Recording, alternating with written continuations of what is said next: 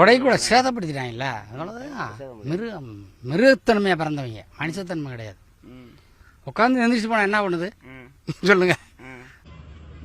Hello மக்களே, வணக்கம். இதுதான் கரூர்ல திராவிட முன்னேற்ற கழகம் நடத்துற முப்பெரும் விழா. இங்க பாருங்களேன், சுத்தி ஒரே ஒரு சேர் கூட உடையல, எந்த கம்பிலையும் கிரீஸ் தடவல, எந்த குண்டர்களும் தொண்டர்களை தூக்கி எறியல. இதுதான் திராவிட முன்னேற்ற கழகம்ங்கிறது. இதுதான் ஒரு கழகத்துக்குள்ள கட்டுப்பாடும் ஒரு தொண்டன் ஒரு கழகத்திற்கு மீது வைத்திருக்கிற உண்மையான விசுவாசத்திற்கான அடையாளம் தான் இது.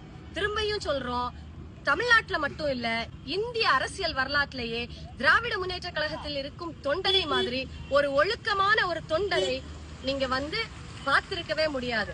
முதல்ல ஒழுக்கம் என்றால் என்ன என்பது, ஒரு விழாவிற்கு எப்படி வரணும், அந்த விழாவில இருந்து போகும்போது அந்த வந்த மாதிரி அந்த விழா மேடையை விட்டு செல்வது எப்படி என்பதை திமுக தொண்டன் படிச்சுட்டு வந்து அரசியலை பண்ணுங்கடா. தலைவனுக்கும் தெரியாது, தற்கூரிகளுக்கும் தெரியாது. பார்த்து படிங்கடா.